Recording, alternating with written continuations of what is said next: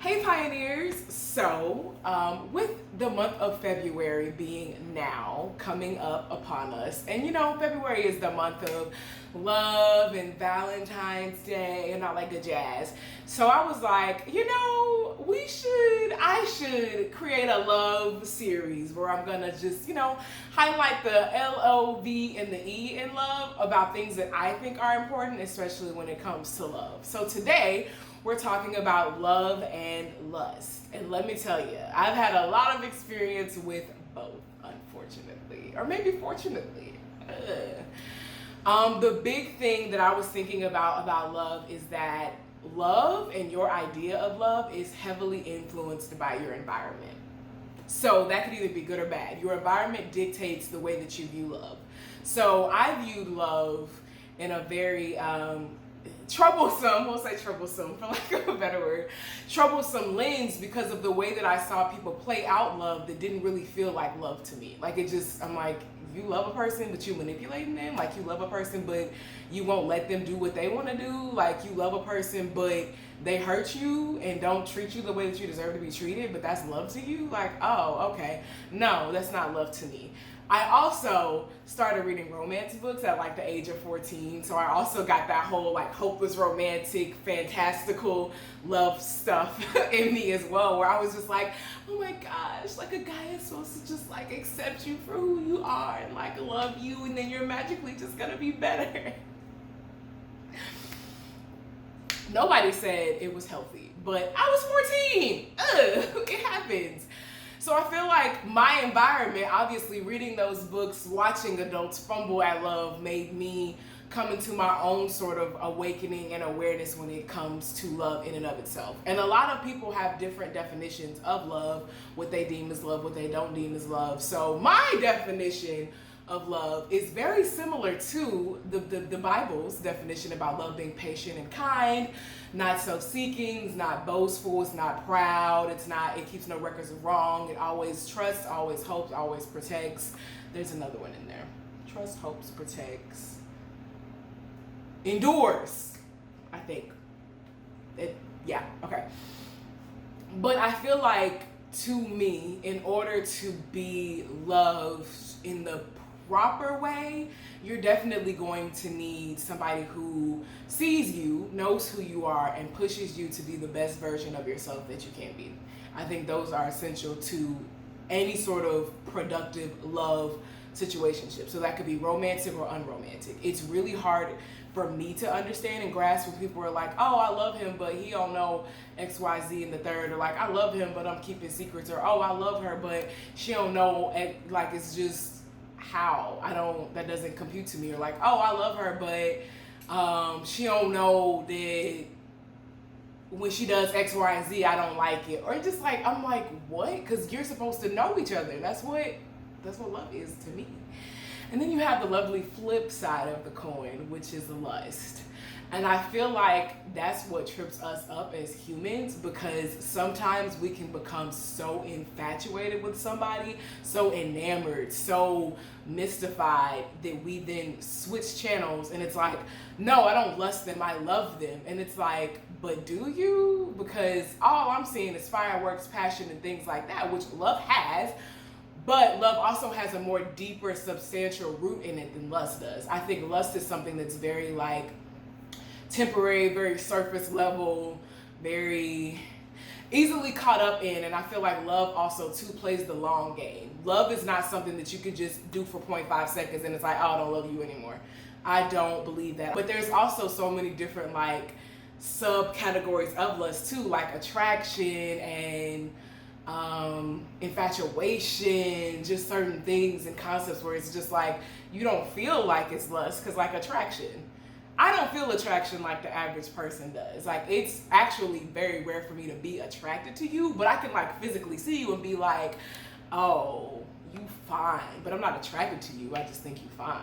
Like, which probably is not as unnormal as I think it is, but we feel like because we find somebody like physically appealing that it's like lust, attraction, all of that's there, and it's like, or you just find them physically appealing. Like, why do you have to, the chair is blue, why do we have to make this deeper than what it needs to be? It is what it is. They just cute, that's it. I don't want to do anything with you. I just think you're cute. The point of love and lust and being able to determine those is that it can be hard to determine, distinguish, but if you can figure that out and figure yourself out, then it's gonna make heartbreaks a lot less frequent. Because my issue, especially when I was younger, was I thought I loved everyone. I was like, oh my God, he's so cute and he's so smart and he's really nice to me. So like, I love him. And it was just like, or you just infatuated with him and the attention that he's giving you. Snatched edges. Yeah, coming for you. And I was like, oh, what you mean?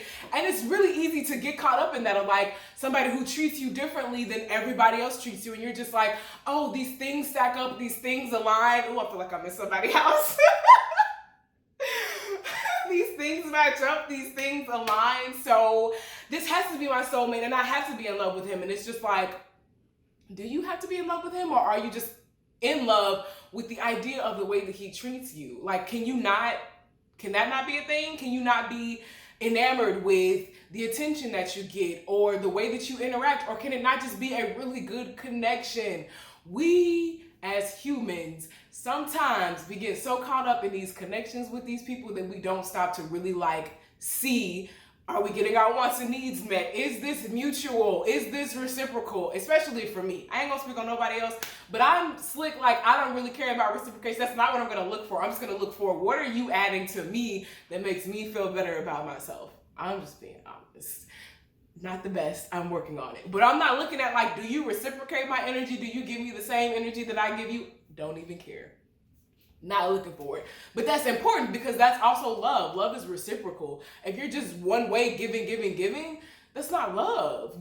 Love is a give and take. Love is a dance. Love is something that two people mutually agree on and do together.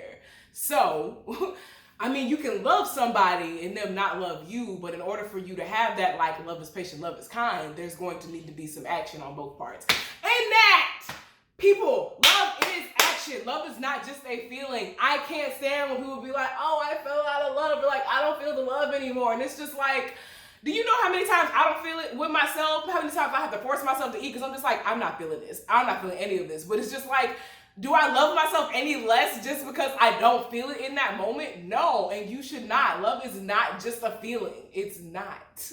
And I think that's where we did switch over into that like love versus lust, because you're like, oh, I'm feeling things. And it's like, no, that's not all that love is. Love is a choice. Love is action.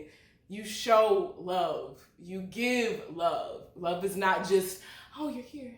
Okay. Damn. Otherwise, how would you explain A, God sending Jesus to die for us, and also B, mothers who don't love their kids? Because guess what? Just because you have a baby and you a mama does not mean you love your kids.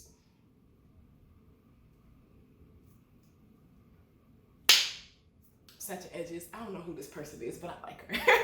So yes, all of that to say, love and lust is really tricky, but if you sit down and really think about it and really go over like the people that you've been interested in, the situations that you feel like you shouldn't have been in, or where like you got your heart broken, really like sit down and think, because I had to do this myself. I had like at least a good 2 handfuls. So I was like, I for sure love these men. Like I loved them. Now it's down to like 4. Why? Because most of that was just infatuation. It was not love. I've only loved like loved 4 people.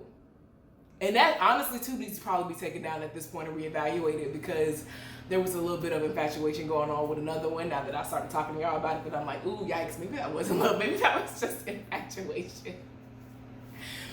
And it's okay. Like, it's okay that you did not love them like you did think you did. It's okay that you were infatuated with them. It happens. We're human. We're not perfect. Love, certainly, we overcomplicate it. It is simple, but we overcomplicate it. But it's still, because it's overcomplicated, it's not just some like A plus B equals C formula. It takes a lot of self-awareness. It takes a lot of courage, a lot of vulnerability to get in that space where you can love yourself and then love somebody else properly. And that brings me to my last point.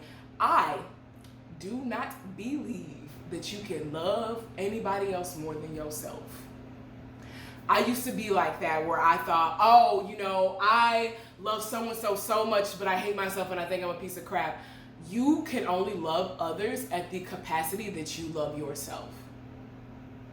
And if you think yourself trash, guess what? You ain't loving people as mighty and big as you think you are. Like, it's not possible. And I think that's why God said, love your neighbor as yourself. You have to start with yourself in order to love your neighbor properly. You can't, it doesn't work backwards. It's not like, oh, if I love all these people, if I pour into all these other people, then it's gonna come back to me. No, you have to be intentional with love. It's not just something that poof, again, happens. It's something you gotta work at. You gotta be intentional at. Sometimes you're gonna wanna quit. I wanted to quit, but you gotta keep going. Because love is intentional, love matters, love is important. And, you know, I'm thankful that love is greater than lust, because yikes, too many situations. I think that's all I got for today. I felt a little all over the place, but I honestly really enjoyed talking about this. I didn't realize I was this passionate about this, my bad. But next week we're going to be talking about attachments, which is what gets you to understanding how you love and lust and compute all of that good stuff. So thank you guys so much for watching, and I'll see you guys next Monday.